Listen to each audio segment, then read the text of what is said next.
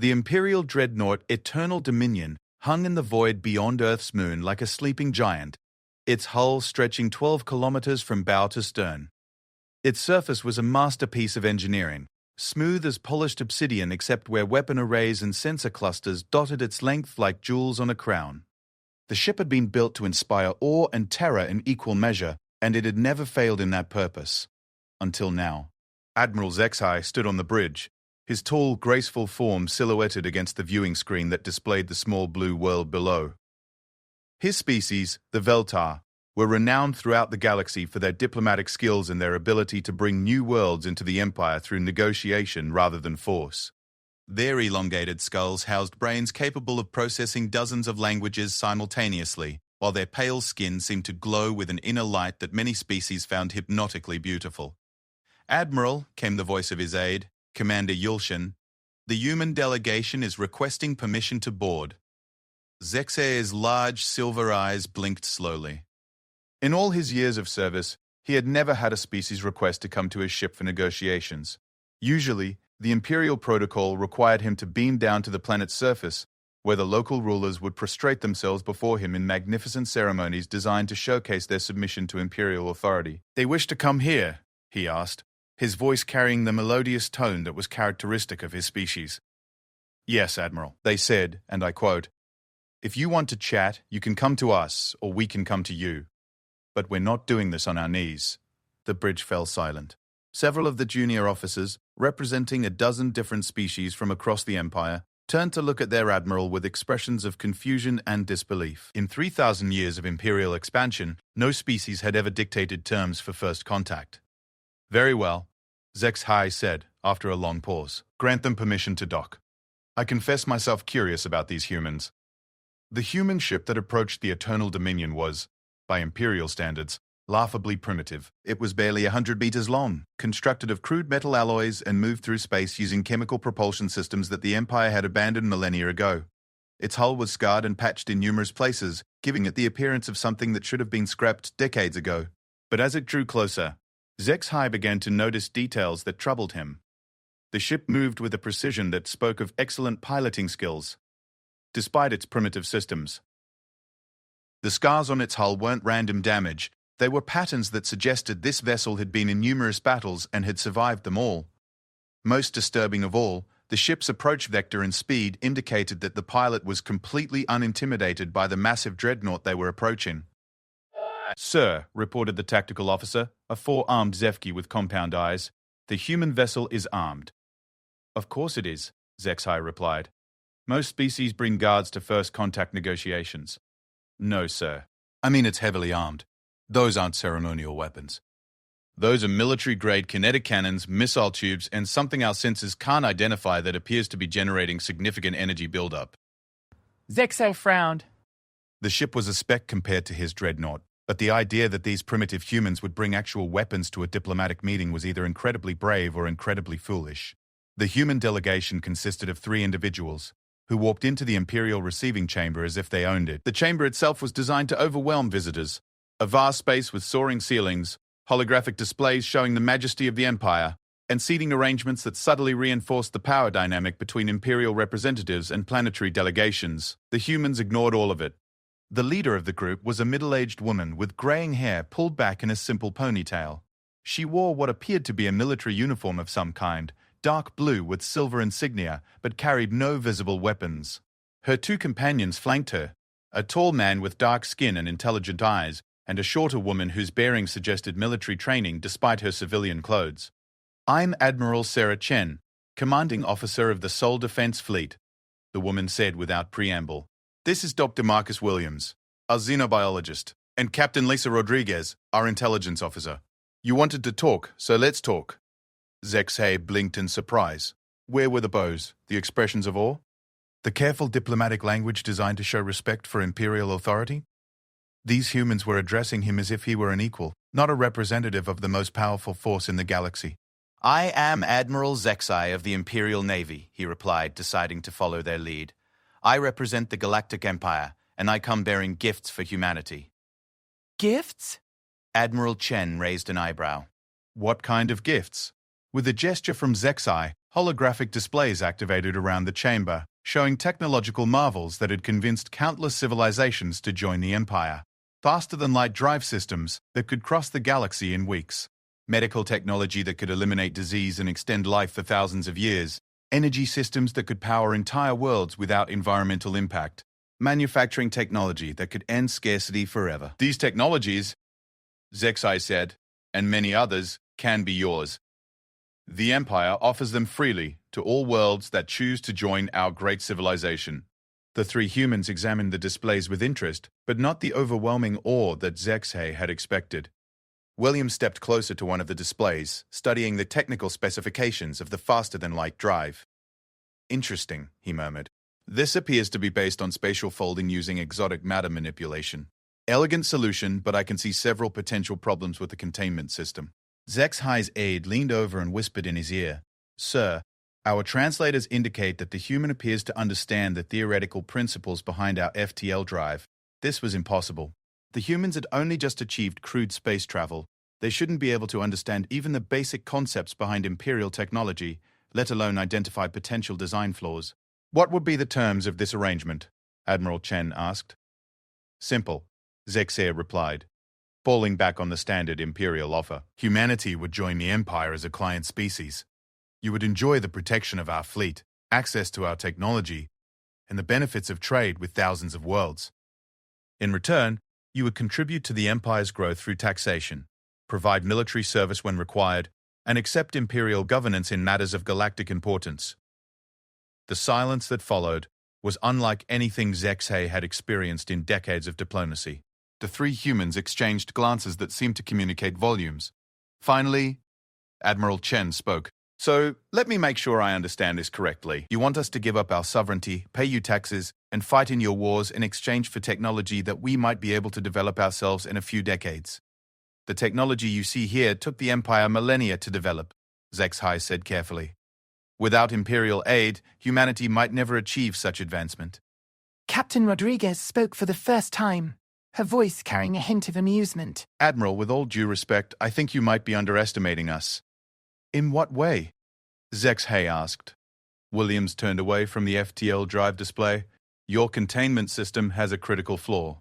Under high-stress conditions, the exotic matter field will destabilize, causing a cascade failure that would destroy the drive and likely the ship using it. We've been working on similar principles for the past 15 years, and we solved that particular problem early on." The Imperial delegation stared at him in shock. The containment system flaw was classified information, known only to the highest levels of Imperial engineering. It had been responsible for the loss of 17 Imperial ships over the past century, incidents that had been attributed to enemy action to prevent panic. That's classified information," Commander Yilshan stammered. "Not anymore," Admiral Chen said with a slight smile. "The point is, Admiral Zexai, that we appreciate the offer, but we're not interested in being anyone's client species. We've gotten this far on our own, and we intend to keep going on our own." Zexai felt a strange sensation, one that took him a moment to identify.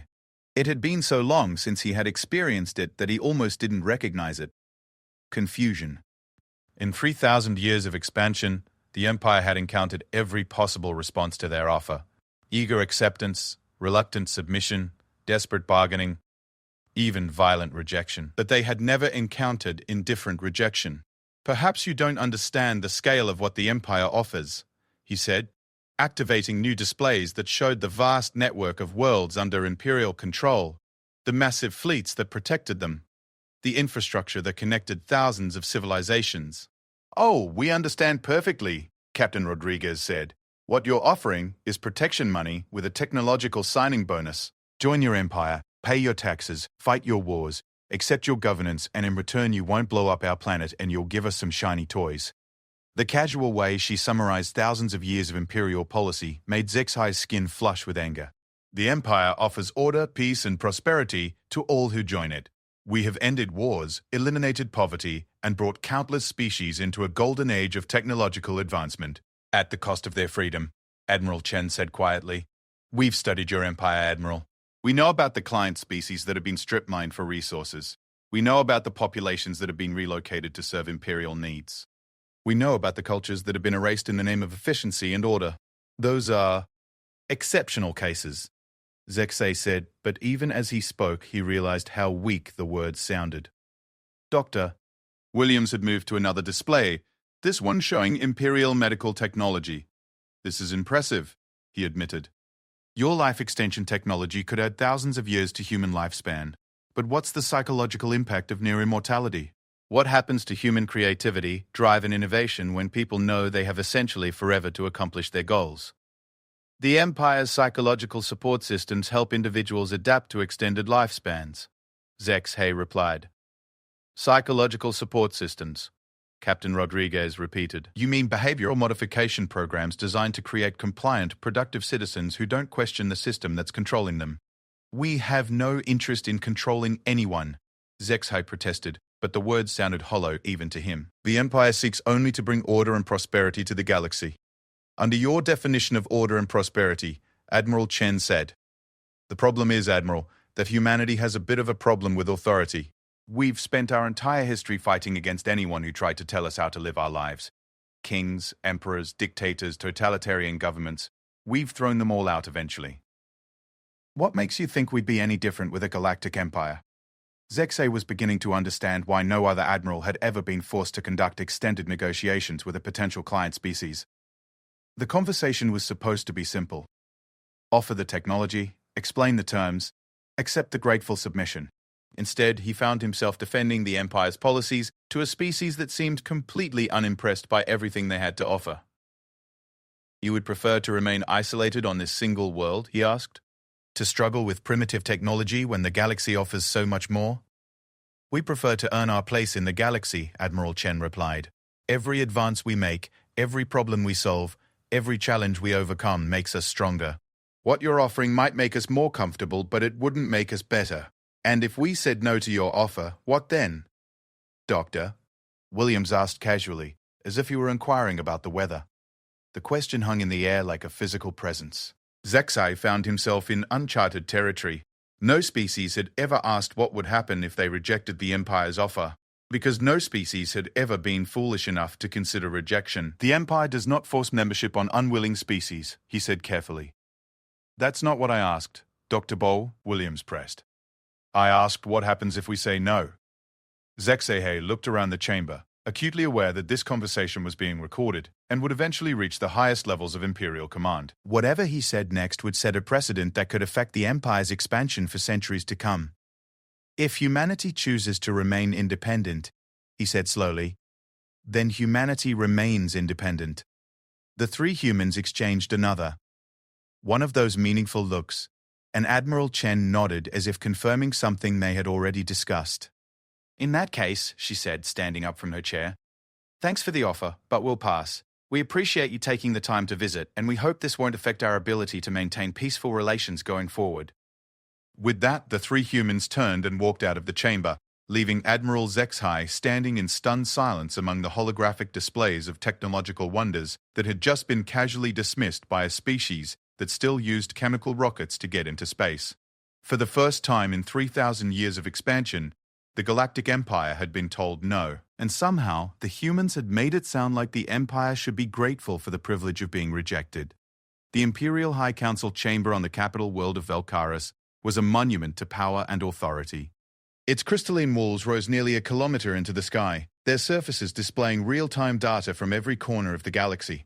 Star maps showed the positions of 12,000 Imperial worlds, trade routes pulsed with the flow of resources and information, and fleet positions tracked the movement of millions of vessels across space. Around the circular council table sat the most powerful beings in the galaxy. Each species that had achieved full membership in the Empire was represented here, their forms as diverse as the worlds they came from. The insectoid hive queen, Zack, clicked her mandibles thoughtfully as she reviewed the data streams from her compound eyes. High Archon Morvain of the crystal-based silicates hummed with harmonic frequencies that translated to mild amusement. The three-headed High Counselor Trilox of the Cerberan Confederation spoke in overlapping voices, each head expressing a different emotional tone. At the head of the table sat Emperor Kalish, ancient beyond measure even by the standards of his long-lived species. His form was humanoid but stretched to nearly 3 meters in height, his skin a pale gold that seemed to generate its own light. His eyes were pools of liquid silver that had witnessed the rise of the Empire from its humble beginnings as an alliance of 5 worlds to its current dominion over a significant portion of the galaxy. Explain to me, the Emperor said in a voice that carried the weight of millennia, how a species that has not yet achieved faster-than-light travel managed to leave one of our most experienced diplomatic corps standing speechless in his own receiving chamber. Admiral Zexei stood before the council, his usual composure shattered. In the 3 days since his encounter with the human delegation, he had replayed the conversation countless times, trying to understand where the established protocols had failed so completely. "Your Imperial Majesty," he began, "the humans are unlike any species we have previously encountered. They appear to have developed their technology and civilization in complete isolation, without any contact with galactic civilization. This has resulted in thought patterns and cultural perspectives that are unusual." "Unusual how?" rumbled the three voices of Trilox. "They see our offer of advancement not as a gift but as a transaction with unfavorable terms. They value their independence more highly than technological advancement. They appear to believe that struggle and hardship are essential to growth and development." Hive Queen Zaktha's mandibles clicked in what served as her species' equivalent of laughter. "Primitive thinking. All species believe such things until they experience the benefits of imperial civilization. Surely you explain the alternatives to membership." "I mentioned that non-member species remain independent," Zexei replied carefully. The chamber fell silent except for the soft humming of the silicate representative. Finally, Emperor Kalesh leaned forward in his throne. "You told them they could simply refuse our offer and suffer no consequences?" "I was following established protocol, Your Majesty." "The Empire does not force membership on unwilling species." "Because," High Archon Morvain sang in crystalline tones, "no species has ever been unwilling. The protocol exists because it was never expected to be invoked." Emperor Kalhesh activated a holographic display that showed the strategic importance of Earth's position relative to several major trade routes. "The Sol system occupies a critical position for our planned expansion into the Orion Arm. We cannot have an independent species controlling that region." "Perhaps," suggested one of Trilox's heads, "we should reconsider the diplomatic approach." "No," the Emperor said firmly. 3,000 years of expansion have been built on the principle that all species benefit from joining the Empire willingly. We will not abandon that principle now." "Then, what do you propose, Your Majesty?" Zexei asked. The Emperor studied the data streaming across the chamber walls, his silver eyes reflecting the light of 1,000 worlds. "The humans rejected our initial offer because they do not understand what they are refusing. Send a larger delegation. Show them the true scope of imperial power and imperial benefits. Make them understand that joining the Empire is not just an opportunity. It is an inevitability." Admiral Zexei bowed deeply. "It shall be done, Your Majesty." 3 weeks later, a fleet of 47 Imperial vessels emerged from hyperspace at the edge of the Sol system. Unlike the single dreadnought of the initial contact, this was a proper diplomatic fleet designed to demonstrate the full majesty of Imperial power. The flagship, Galaxy's Crown, was a mobile city housing over 1 million beings. Escort vessels included representatives from dozens of member species, each showcasing their unique contributions to Imperial civilization. The human response was immediate and unexpected. "Imperial Fleet, this is Sol Defense Command. You are entering human space with a military force. State your intentions immediately or withdraw beyond the system's edge." Admiral Zexei, aboard the Galaxy's Crown, stared at the communications display in disbelief. He was being challenged by a species that couldn't even leave their own system without chemical rockets. "This is Admiral Zexei of the Galactic Empire. We come in peace, seeking continued diplomatic dialogue with the human government." Admiral, you brought 47 warships to a diplomatic meeting. "Our definition of peaceful might be different from yours." The voice belonged to the same Admiral Chen who had walked out of his receiving chamber 3 weeks earlier. Somehow, she managed to make a challenge to the most powerful fleet in the galaxy sound like a minor bureaucratic correction. "The vessels in this fleet are diplomatic escorts, intended to showcase the diversity and magnificence of Imperial civilization," Zexei replied. "Is that what we're calling it?" came Chen's dry response. "Admiral, I'm going to give you the same choice you gave us. You can either reduce your fleet to a single vessel for diplomatic talks or you can turn around and leave. The 47-ship intimidation display isn't impressing anyone." Zexei looked around his bridge at the faces of his multi-species crew. Several were showing clear signs of confusion and disbelief. The Haktar tactical officer was rhythmically changing colors, a sign of extreme stress among his people. The Zentauri navigation specialist had gone completely still, which for her species indicated either deep meditation or total breakdown. "Admiral," came the voice of his aide, We're detecting significant activity throughout the human solar system. Multiple space installations are powering up weapons systems. They appear to be taking defensive positions. On the tactical display, Zexay could see the human defensive network activating. It was more extensive than their initial reconnaissance had suggested. Space stations throughout the system were revealing previously hidden weapon emplacements. Ships that had appeared to be civilian transports were deploying military-grade sensors and weapon systems. "Sir," the tactical officer reported, "the human defensive posture is impressive. They've managed to create a layered defense network using relatively primitive technology, but their positioning and coordination are excellent." "Are they actually threatening us?" Zexay asked. "No, sir, they're not targeting us. But they're making it clear that they're ready for a fight if we start one." Admiral Chen's voice came over the communication system again. "Admiral, I'm still waiting for your decision. One ship for talks, or departure. Those are your options." Zexay found himself in an impossible position. Imperial protocol demanded that he maintain the fleet's formation as a demonstration of Imperial power, but the humans were treating his demonstration as a threat and responding accordingly. If he backed down, he would be showing weakness to a primitive species.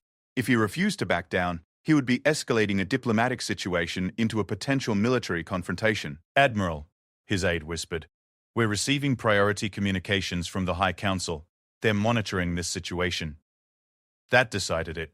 Zexay could not afford to let this situation spiral out of control while the leadership of the Empire was watching. "Very well," he said.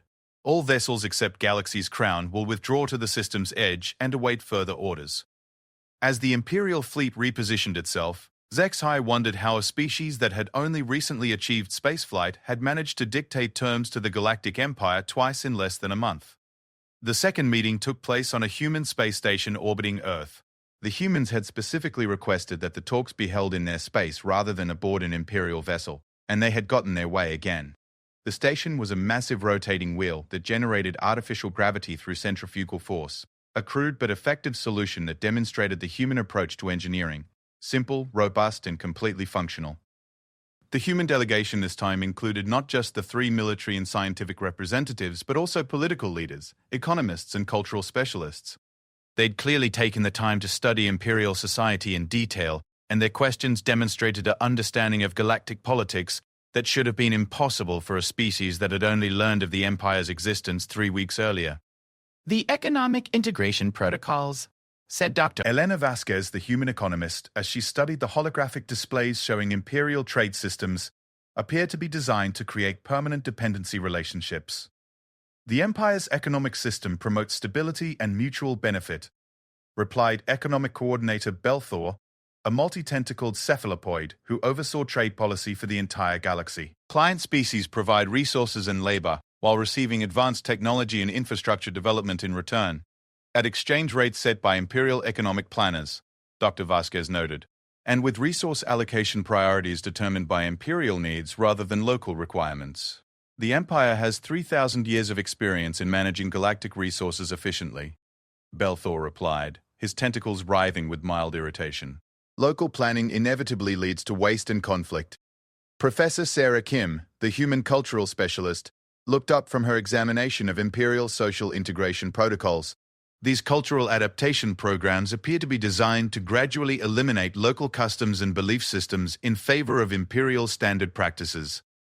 Cultural unification reduces friction between species and promotes galactic harmony," explained Cultural Coordinator Sithril, whose species communicated primarily through color changes across their bioluminescent skin. "Diverse cultural practices lead to misunderstandings and conflicts. Or," Professor Kim said mildly, "diversity of thought and practice leads to innovation and resilience. Monocultures, whether biological or social, tend to be fragile when faced with unexpected challenges." Admiral Chen leaned back in her chair, watching the exchange with the expression of someone who was seeing her suspicions confirmed. "It sounds like what you're offering is cultural and economic absorption, not partnership." "The Empire offers membership, not absorption," Admiral Zexay insisted. "Member species retain their identity within the framework of Imperial civilization." "What about the Kurtak?" Dr. Marcus Williams asked quietly. The question hit the Imperial delegation like a physical blow. Several of the representatives exchanged uncomfortable glances, while others suddenly found their data displays intensely interesting. I'm not familiar with that species, Zexai said carefully. The Kirtak, Dr. Williams continued, were a spacefaring civilization that the Empire encountered about 400 years ago. They were known for their unique form of mathematics based on temporal rather than spatial relationships. Their approach to physics was completely different from anything in imperial science, and their technology was developing along fascinating alternative lines. How do you know about the Kirtak? Cultural Coordinator Cithril asked, her skin flickering through nervous color patterns. We've been monitoring imperial communications for the past 20 years, Captain Rodriguez said casually. Your quantum encryption is excellent, but it has some interesting vulnerabilities if you approach it from the right angle. The imperial delegation stared at her in shock. Imperial quantum communications were supposed to be absolutely secure, using principles that required advanced understanding of multidimensional physics. That's impossible, Economic Coordinator Belthor said, his tentacles writhing frantically. The mathematical principles involved are beyond your technological capabilities. Are they?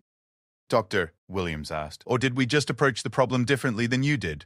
Admiral Chen smiled, and for the first time since the negotiations began, Zexai realized that the humans weren't just rejecting imperial offers, they were demonstrating capabilities that the Empire had assumed they didn't possess. Back to the Kirthak, Dr. Korathak, Williams continued. They joined the Empire about 350 years ago. Within 50 years, their unique mathematical systems had been classified as inefficient and replaced with standard imperial approaches.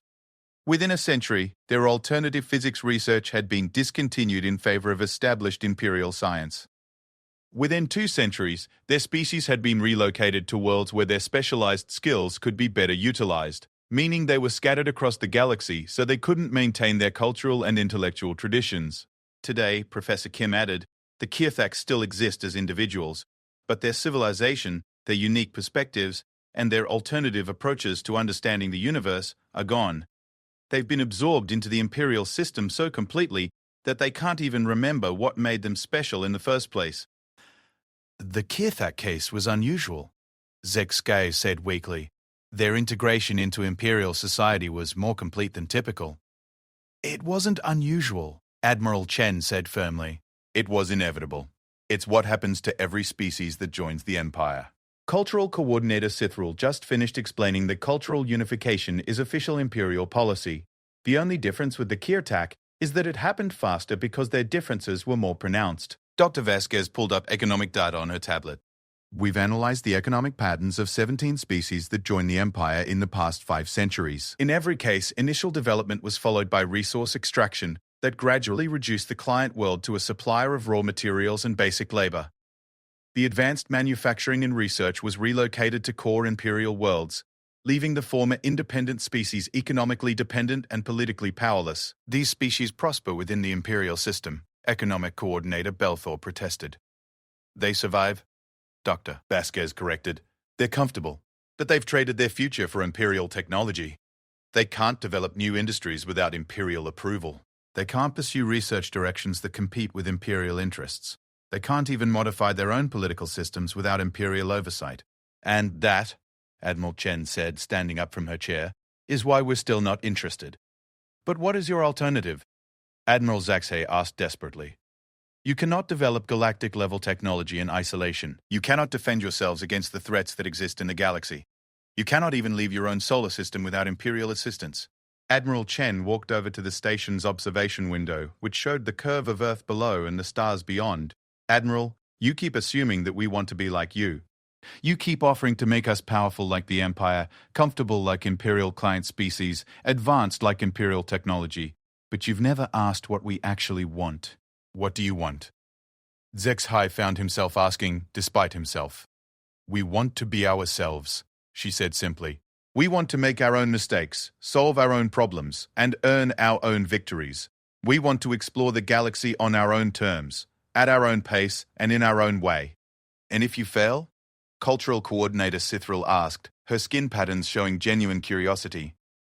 Then we fail, Admiral Chen replied, but we'll fail as humans, not as pale imitations of someone else.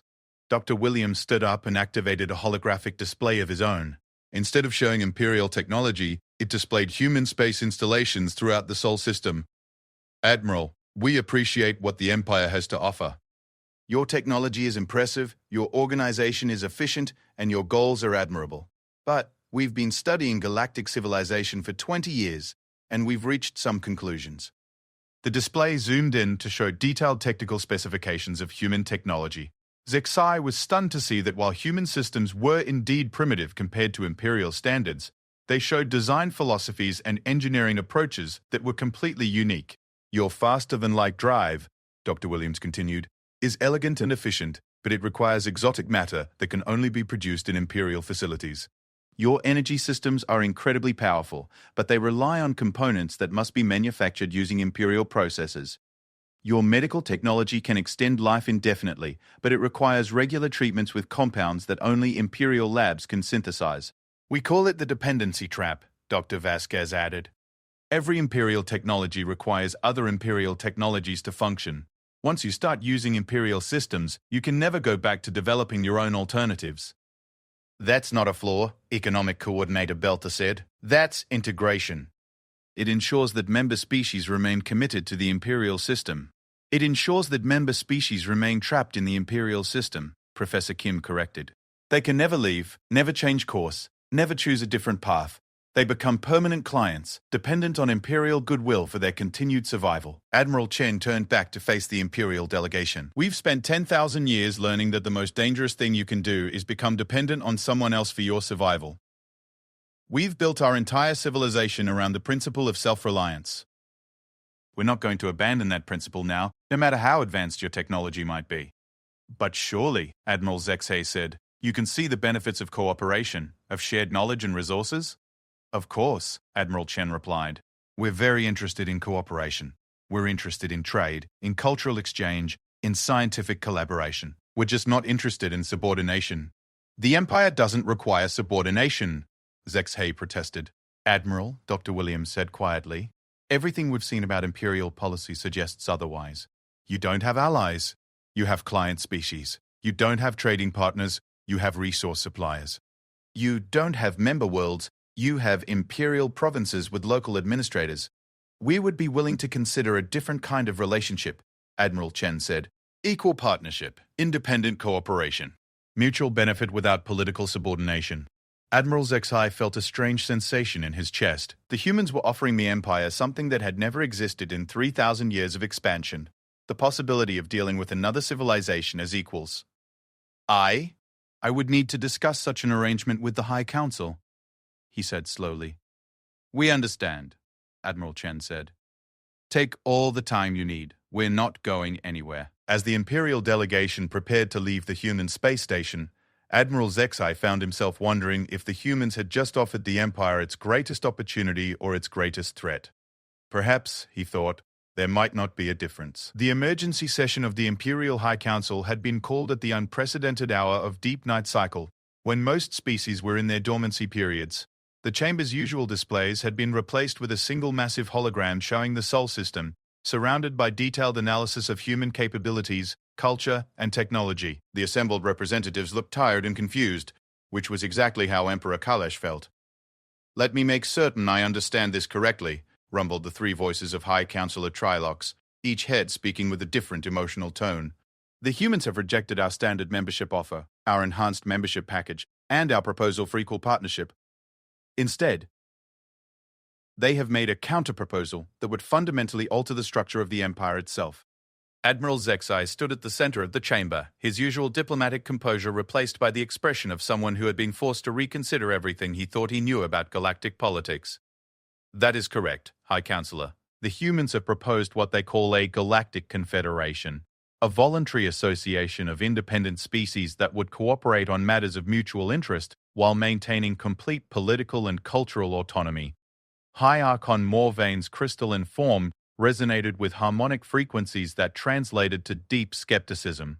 Such an organization would be inherently unstable. Without central authority, there would be constant disputes, economic inefficiencies, and the potential for military conflicts between member species. The humans anticipated that concern, Admiral Zexay replied.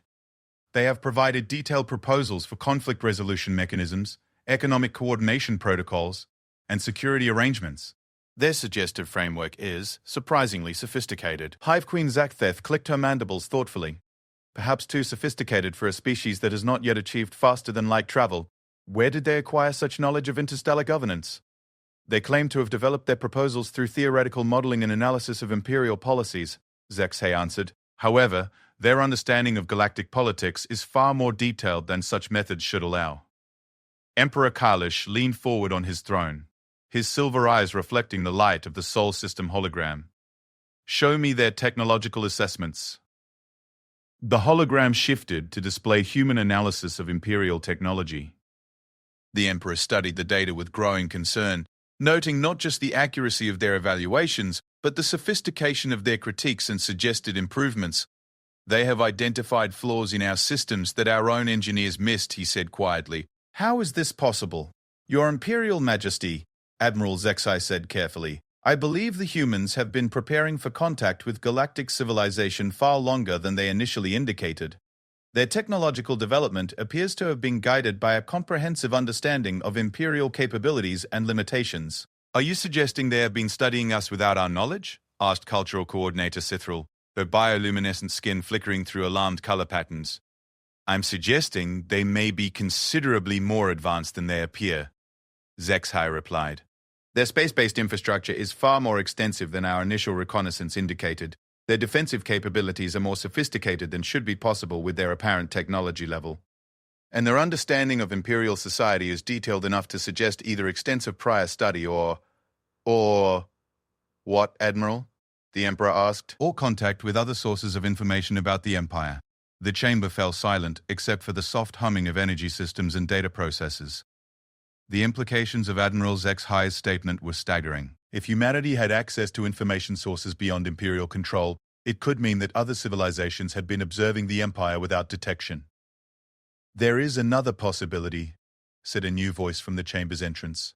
General Voxtan of the Imperial Strategic Command entered without ceremony, his massive form bristling with the natural weaponry of his warrior species. The humans may not be as primitive as they appear. Explain, the Emperor commanded. General Voxtan activated his own holographic display showing tactical analysis of human space defenses. Our detailed scans of the Sol system have revealed something interesting. The humans possess technology that is simultaneously primitive and advanced. Their propulsion systems are crude, but their sensors and communications are remarkably sophisticated. Their weapons are kinetic-based, but their targeting and coordination systems rival our own. Their defensive installations appear to be based on simple principles, but they're arranged in patterns that demonstrate master-level tactical thinking. The General highlighted specific installations throughout the human solar system. Most telling of all, their defensive network is designed to counter Imperial tactical doctrines with remarkable precision. It's as if they built their entire military strategy specifically to fight the Empire. That's impossible, Hive Queen, Zaxth protested. They only learned of our existence 4 months ago. Did they? General Voxtan asked. Or did we only announce our presence to them 4 months ago? Emperor Kalesh stood from his throne, his golden form seeming to grow larger as he considered the implications. Are you suggesting that humanity has been aware of the Empire for an extended period? I'm suggesting that humanity's behavior is inconsistent with a species experiencing first contact. The General replied. They show no curiosity about our technology, no interest in our culture, and no concern about our military superiority. That's not the reaction of a primitive species meeting an advanced civilization for the first time. Then what is it the reaction of? Iarchon Morvain asked, his crystalline tones carrying new harmonic undertones. It's the reaction of a species that has been planning for this encounter, General Voxtan said grimly. Admiral Zexhay felt a chill run down his spine as he realized the implications of what the General was suggesting. You believe the humans have been deliberately concealing their capabilities. I believe the humans have been deliberately preparing for war with the Empire, General Voxtan replied. The chamber erupted in shocked exclamations from the assembled representatives. The idea that a single-planet species would dare to prepare for military conflict with the Galactic Empire was so audacious as to be almost incomprehensible. That's madness! Trilox's 3 heads spoke in unison for the first time in decades. Even if they possess hidden technological capabilities, they could not possibly hope to challenge Imperial military might. Could they not? General Voxtan asked. Consider their proposal for a galactic confederation. What if it's not really a proposal? What if it's a recruitment plan? The Emperor returned to his throne, his expression thoughtful. Continue your analysis, General. The human proposal offers every Imperial client species something they currently lack: independence. It promises technological cooperation without political subordination, economic partnership without dependency, cultural exchange without assimilation. For species that have spent centuries or millennia under Imperial rule, such an offer would be incredibly appealing. But our client species are loyal to the Empire, Cultural Coordinator Sithril protested. They understand the benefits of Imperial membership. Do they? The General asked. Or do they simply lack alternatives? He activated a new display showing communication intercepts from various Imperial client worlds.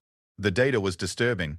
Conversations between planetary leaders expressing frustration with Imperial policies, economic analyses questioning the fairness of Imperial trade arrangements, cultural preservation movements trying to maintain local traditions against Imperial standardization. This intelligence has been gathered over the past 40 years, General Voxtan continued. Client species dissatisfaction with Imperial rule has been steadily increasing, but we assumed it was manageable through standard administrative adjustments. However, if the humans were to offer these species a genuine alternative to Imperial membership, revolution, the Emperor said quietly, they could trigger the collapse of Imperial authority throughout the galaxy. Not through military conquest, the General agreed, but through political subversion. They could destroy the Empire without firing a shot, simply by offering our client species a better deal. Admiral Zex Hai reviewed his memories of the negotiations with the human delegation.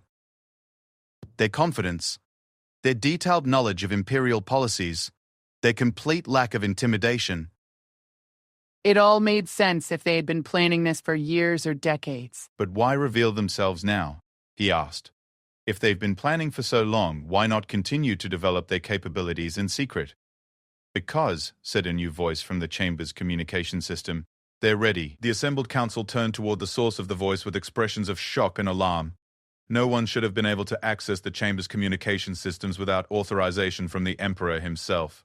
This is Admiral Sarah Chen of the Sol Defense Fleet, the voice continued. I apologize for the intrusion, but we thought it was time for a more direct conversation. How are you accessing this chamber? The Emperor demanded, his golden skin flaring with anger. Through your own communication systems, Admiral Chen replied calmly. Your quantum encryption really does have some interesting vulnerabilities once you understand the underlying mathematics. General Voxtan was frantically working on his tactical displays, trying to trace the source of the communication breach.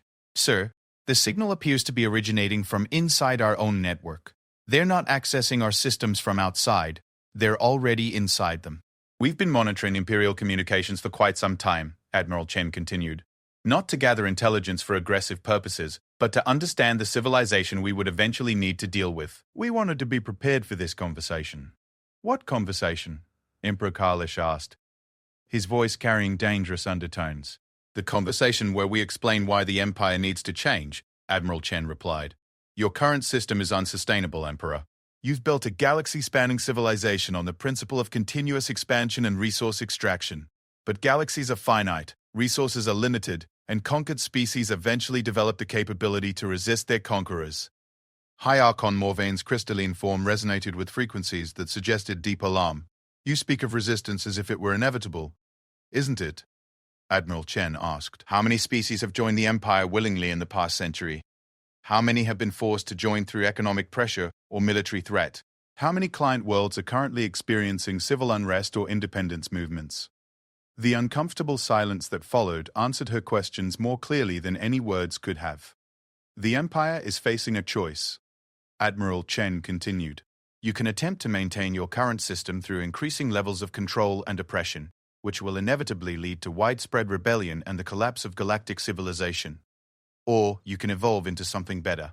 And you believe your Galactic Confederation represents something better? The Emperor asked. We believe it represents a sustainable alternative, Admiral Chen replied. A system based on voluntary cooperation rather than imposed control, mutual benefit rather than exploitation, and diversity rather than standardization. General Voxtan activated a new tactical display showing Imperial military positions throughout the galaxy.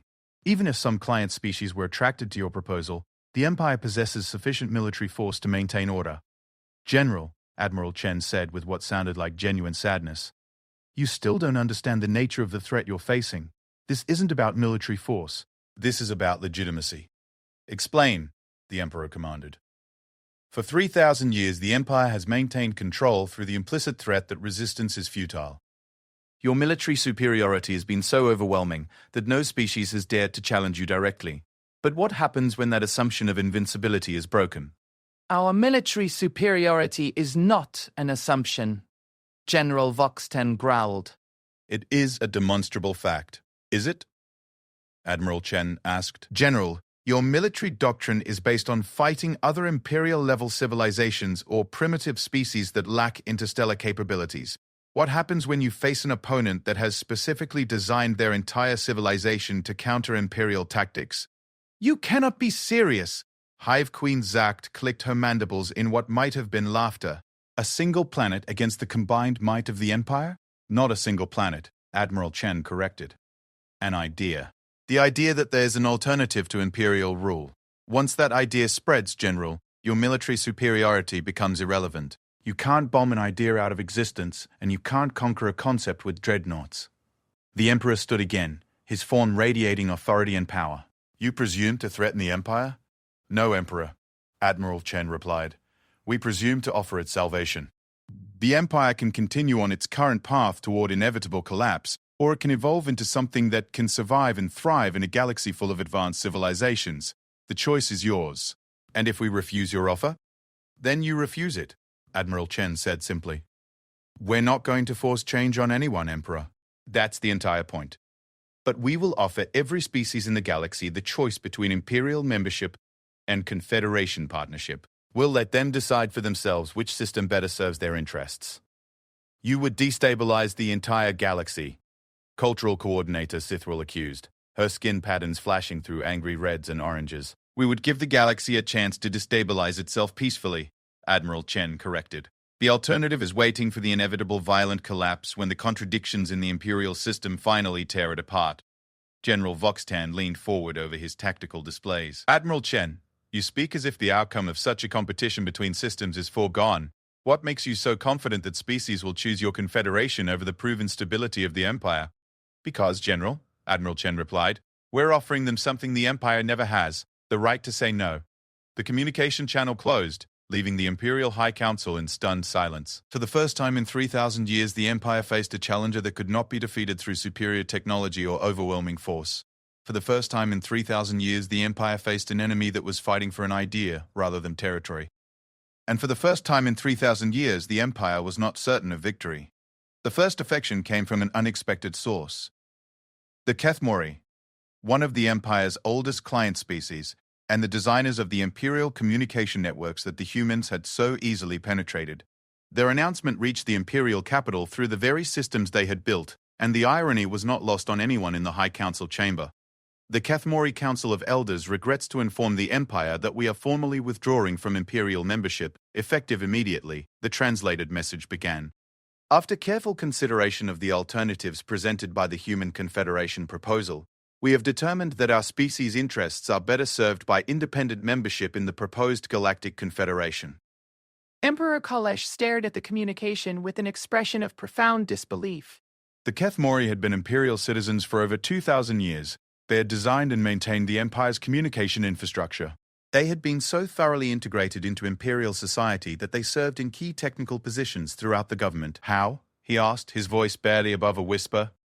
How did the humans even contact them? General Voxtan's tactical displays showed communication traffic patterns throughout the Empire, and the answer was both obvious and disturbing. Sir, the humans didn't contact them directly. They broadcast their Confederation proposal on open channels, using our own communication networks. Every species in the Empire received the complete text of their offer simultaneously. Security protocols should have prevented unauthorized broadcasts, Admiral Zexai protested. The humans identified the broadcasts as diplomatic communications, which are automatically given priority routing throughout the network, General Voxtan replied grimly. The Kethmori designed the system to be efficient, not secure against internal threats. The Emperor activated a holographic display showing the Kethmori's formal declaration of independence. The document was comprehensive, detailing not just their withdrawal from Imperial membership, but their reasoning for joining the human proposed confederation. They cite technological stagnation under Imperial standardization, the Emperor read aloud, economic exploitation through asymmetric trade arrangements, and cultural suppression through forced integration policies. They claim that 3 centuries of imperial membership have reduced them from a leading technological civilization to maintenance technicians for systems they once innovated. High Archon Morvaine's crystalline form resonated with troubled frequencies. The Keth-Mori statement includes detailed technical specifications for communication systems that appear to be significantly more advanced than current imperial standards. They've been developing new technology in secret? Hive Queen Zaketh clicked her mandibles in alarm. Apparently with human assistance, General Voxtan confirmed. The technical specifications in their independence declaration include mathematical proofs and engineering solutions that are beyond current imperial capabilities. Admiral Zexhai felt a growing sense of dread as he realized the implications. If the humans have been secretly collaborating with imperial client species to develop new technologies, then they've been preparing for this moment for decades. The Emperor finished. Show me the strategic analysis. The holographic display shifted to show the galactic impact of the Keth-Mori defection.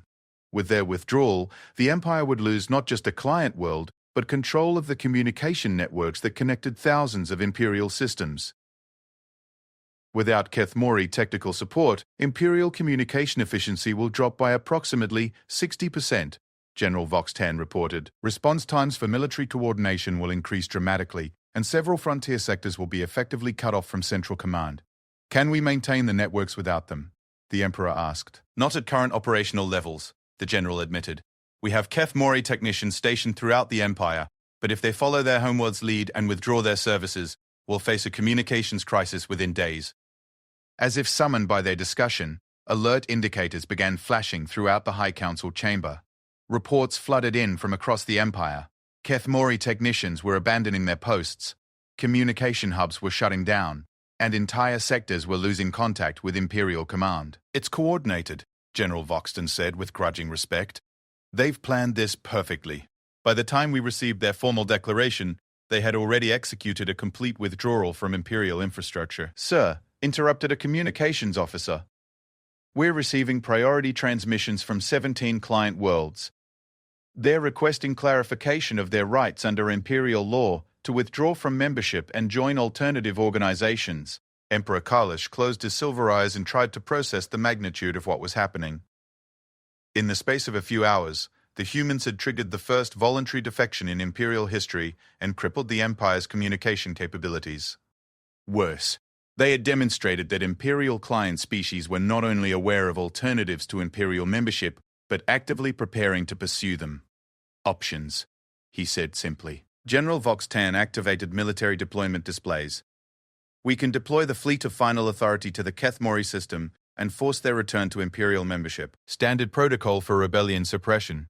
The Keth-Mori haven't rebelled, Cultural Coordinator Sithril pointed out, her skin patterns shifting through thoughtful blues and greens. They've formally withdrawn from membership using procedures established in Imperial law. Technically, they're now an independent species. Independent species with critical Imperial infrastructure, the General growled. That constitutes a security threat we created by integrating them so thoroughly into our systems, Admiral Zexhay observed. If we attack them for withdrawing from voluntary membership, we confirm the human argument that Imperial membership is actually forced subordination. High Councillor Trilox's 3 heads conferred among themselves before speaking. The political implications of military action against the Keth-Mori would be catastrophic. Every client species would interpret it as confirmation that Imperial membership is permanent regardless of consent. But if we allow them to leave without consequences, Hive Queen Zakth pointed out, we establish precedent for unlimited withdrawals from Imperial membership. Emperor Kalesh found himself in an impossible position. Every available response would make the situation worse. Military action would confirm the human accusations about Imperial tyranny, while allowing peaceful withdrawal would encourage other defections. Sir, the communications officer interrupted again. We're receiving a transmission from the Sol system. Admiral Chen is requesting immediate diplomatic consultation. She's requesting?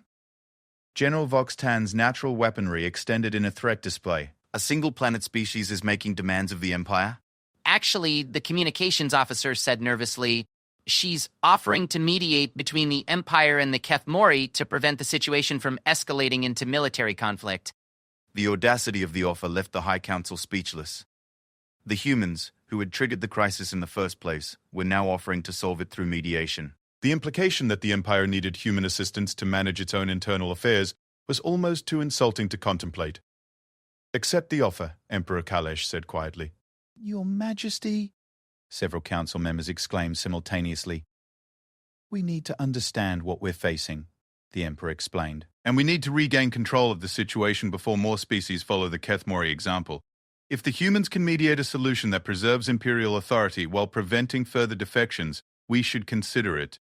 The mediation session took place in neutral space between the Sol system and the Kethmori homeworld, aboard a human vessel specifically designed for diplomatic meetings. The ship itself was a statement of human engineering philosophy, functional, adaptable, and completely unlike anything in Imperial design.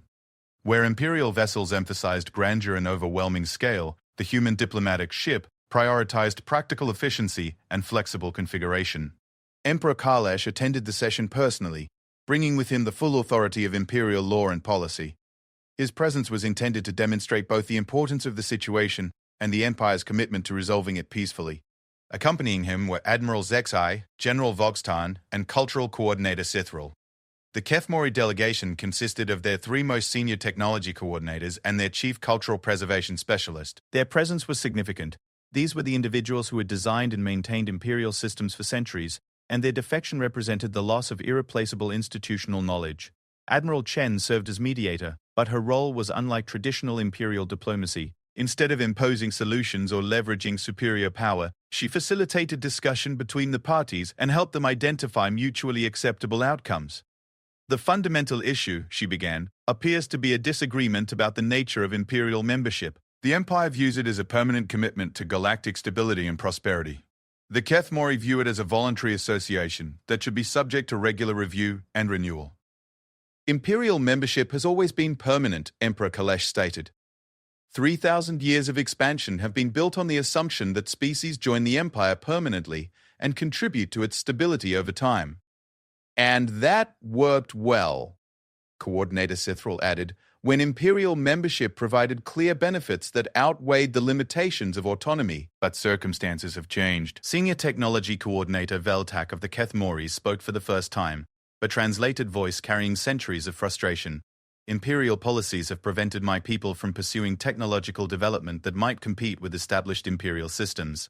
We have been reduced to maintaining and repairing technologies that we once created and improved. Imperial standardization prevents conflicts and ensures compatibility across thousands of species," General Voxtan replied. "Alternative technological development creates fragmentation and potential security vulnerabilities. It also creates stagnation," Admiral Chen observed. "The Kethmori haven't been allowed to contribute their innovative capabilities to Imperial development because innovation threatens standardization. The Empire has lost the benefit of their creativity in exchange for the security of predictable systems." Emperor Kalesh studied the human mediator with growing concern. Her analysis was accurate, but it highlighted fundamental flaws in Imperial policy that the Empire had never been forced to address. "What resolution do you propose?" he asked. "Partnership rather than membership," Admiral Chen replied. "The Kethmori could provide communication system design and maintenance services to the Empire through contractual agreements rather than mandatory obligations. The Empire would benefit from their expertise. The Kethmori would retain autonomy over their technological development, and both parties could terminate the arrangement if it no longer served their interests. That would create precedent for all client species to renegotiate their relationship with the Empire," Cultural Coordinator Sithril pointed out.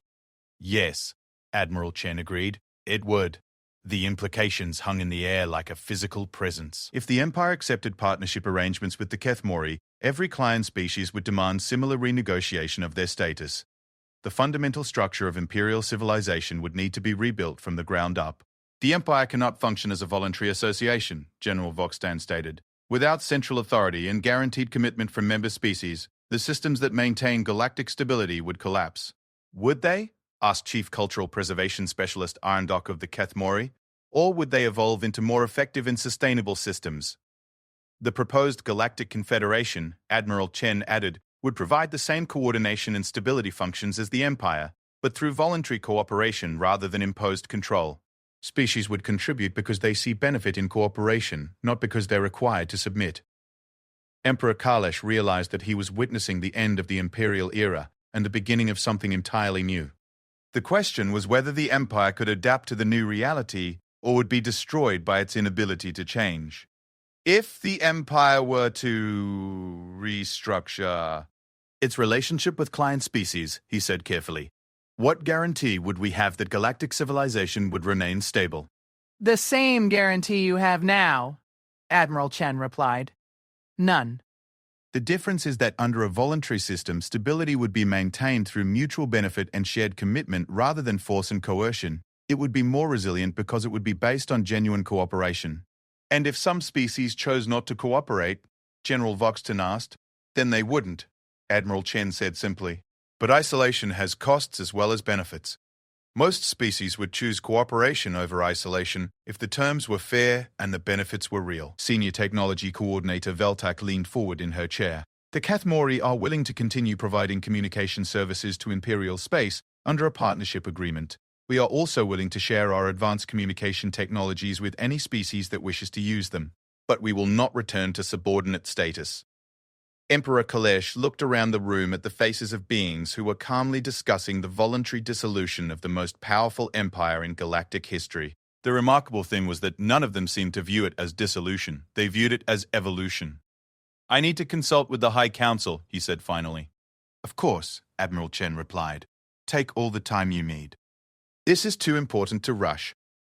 As the Emperor prepared to leave the mediation session, he realized that the humans had done something unprecedented in galactic history. They had offered the Empire a way to surrender gracefully, to transform defeat into evolution, and to maintain dignity while accepting fundamental change. Whether the Empire would be wise enough to accept their offer remained to be seen. 6 months after the first mediation session, the Imperial High Council chamber had been reconfigured in ways that would have been unthinkable a year earlier. The traditional hierarchical seating arrangement, with the Emperor's throne elevated above the representatives of client species, had been replaced by a circular configuration where all participants sat as equals. The massive holographic displays that had once shown the extent of Imperial dominion now displayed real-time data from the newly forming Galactic Confederation. Emperor Kalish no longer wore the ceremonial robes of absolute authority. Instead, he sat in simple diplomatic attire as the elected representative of the Veltar Republic, one of 47 founding members of the Confederation. The transformation had been neither quick nor easy, but it had been surprisingly smooth once the fundamental decision had been made. The integration statistics are encouraging, reported Dr. Marga. Elena Vasquez, now serving as the Confederation's Economic Coordination Specialist.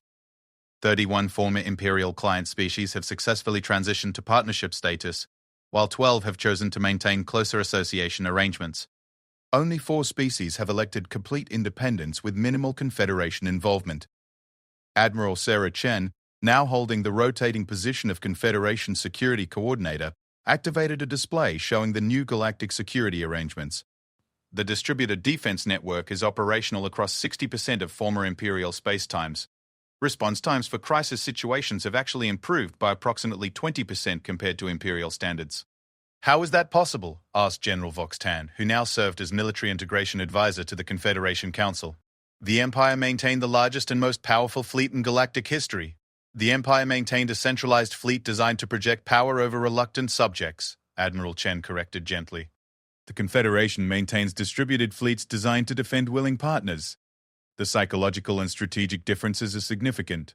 The transformation had begun with what historians were already calling the graceful transition. Instead of attempting to maintain imperial authority through force, Emperor Kalahesh had made the unprecedented decision to voluntarily restructure the empire as a voluntary confederation.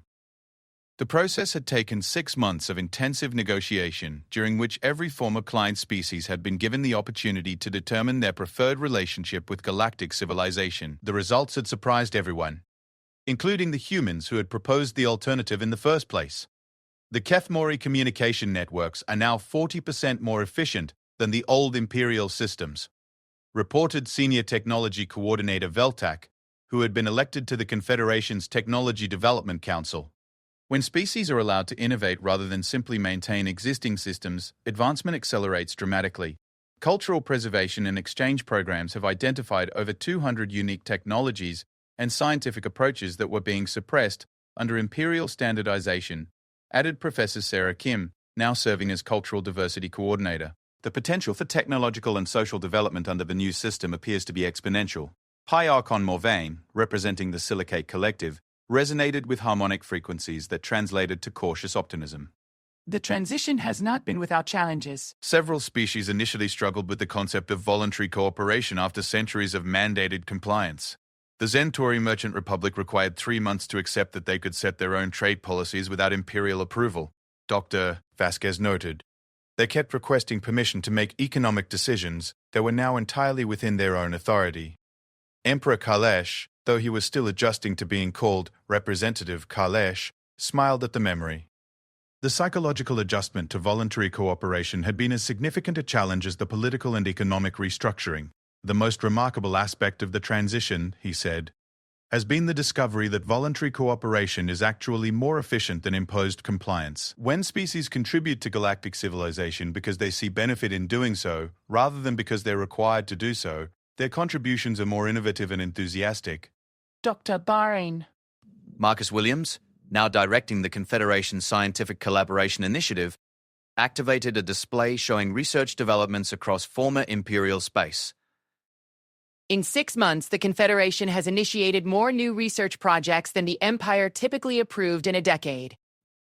When scientists from different species are allowed to collaborate freely, rather than being restricted to Imperial-approved research directions, the rate of discovery increases dramatically. We've also discovered, added Captain Lisa Rodriguez, now serving as Intelligence Coordination Specialist, that the human assumption about Imperial military vulnerability was correct, but for reasons we didn't anticipate. General Voxtan leaned forward with interest. His own analysis of Confederation security capabilities had revealed disturbing gaps in Imperial military planning that had been hidden by the Empire's overwhelming technological superiority. Explain, he requested. Imperial military doctrine was designed for fighting either other Imperial-level civilizations or primitive species, Captain Rodriguez said. It was never designed for fighting distributed networks of technologically diverse species cooperating voluntarily. The Empire's military superiority was based on standardized tactics applied through overwhelming force. Against opponents using non-standard approaches and willing to accept asymmetric costs, Imperial doctrine had critical vulnerabilities.